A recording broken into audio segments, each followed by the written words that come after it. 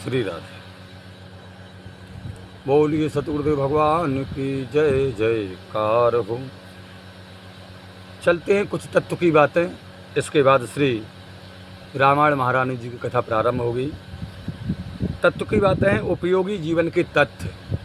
उपयोगी जीवन के तत्व। आज हम सब कहीं एक दूसरे की निंदा और बुराई करते देखते हैं। हम जहाँ भी देखते हैं एक दूसरे की निंदा और बुराई करते देखते हैं। लोग अपने कर्तव्य पथ से अत्यधिक दूर देख पड़ते हैं। अपने कर्तव्य को भूल गए हैं, लोग कहीं दूर हैं। लोग वर्णाश्रम धर्म की मिथ्या दुहाई देकर के अपने स्वार्थ साधन की पूर्ति में ही अपनी सारी बुद्धिमत्ता एवं योग्यता दिखा रहे हैं। ये अनेक अधर्मकृत कार्य और निरा अज्ञान है। इससे वास्तविक उन्नति नहीं हो सकती। किसी की निंदा करने से अपनी उन्नति नहीं हो सकती है। मानव जीवन की श्रेष्ठता तो इसी में है कि लोग अपने वर्णाश्रम धर्म तथा कृतजात के नियमों के अनुसार देश काल और शक्ति का विचार करके चलें। इसी में उनकी शोभा है।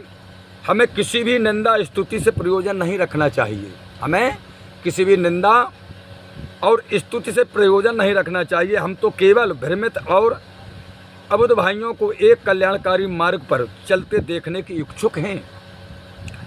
हम उनके प्रति अपनी सहानुभूति प्रदर्शित करना चाहते हैं। सबसे प्रथम हम यह कहना चाहते हैं कि वर्ण आश्रम धर्म के नाम से जिन्हें घृणा है, वे अपने मानव धर्म पर अटल रहकर क्यों नहीं चलते हैं।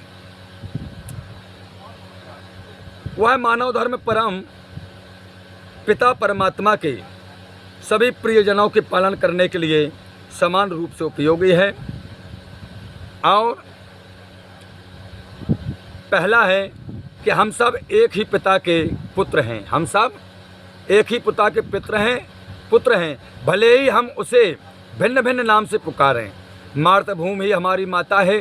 इसी के जलवायु प्रकाश अन्न फल फूल आदि पर हमारा सबका जीवन निर्भर है। दूसरा, अब हम एक ही पिता माता की संतान हैं, तब तुच्छ उदर पोषण के निमित्त असत विषय भोगों की कामना से हम एक दूसरे से राग द्वेष और घृणा क्यों करते हैं। भाइयों में जिस संपत्ति पर हम रात दिन मरते खपते हैं, वह प्राण निकलते ही जहाँ की तहाँ छूट जाती है।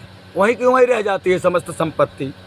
चारों उत्तराधिकारी भी संपत्ति बन जाते हैं। एक पिता के 4 पुत्र हैं तो उस संपत्ति के चारों उत्तराधिकारी बन जाते हैं। फिर हम मिथ्या भूमि संपत्ति के लिए सिर फोड़ करके क्यों मरते हैं। तीसरा, जो कुछ भी धन संपत्ति और पदार्थ हमें प्राप्त है, उनका उचित प्रयोग, उनकी रक्षा, उनसे अपना निर्भय और उनके द्वारा सामयिक परोपकार, यही सर्वश्रेष्ठ मानव का धर्म है। चौथा, अधिकार के बाहर धन वस्त्र और अन्न आदि का दुरुपयोग करना मनुष्य का अवांछित कर्म है। अधिकार के बाहर धन वस्त्र अन्न आदि का दुरुपयोग करना मनुष्य का अवांछित कर्म है। ऐसे कर्मों से परमात्मा कभी प्रसन्न नहीं होता है। ईश्वर के नाम पर अनुचित व्यय प्रदर्शन से कोई अपने मन को भले ही संतुष्ट कर ले कि भगवान के दरबार में हमने 1 लाख रुपए खर्च कर दिए, हम संतुष्ट हैं। पर जहाँ धन व्यय की नितांत आवश्यकता है, जहाँ पर तुम्हारे धन खर्च करने की ज़रूरत है, वहीं धन व्यय शोभा देता। वहीं पर हमें धन का खर्च करना चाहिए, तभी वह धन शोभा देता है। जैसे कि भूखों को अन्न, भूखों को भोजन, वस्त्रहीनों को वस्त्र और निराश्रयों को, जिनका कोई आश्रय नहीं है, गरीब है, उनकी आश्रय देना मानव का परम धर्म है। पांचवा, लोगों को चाहिए कि सभी प्राणियों पर दया करें। लोगों को चाहिए कि सभी प्राणियों पर दया करें और किसी का अहित न करें, पक्षपातहीन व्यवहार न करें। ये तो थी तत्व की बातें। कुछ बातें कल बतलाएं।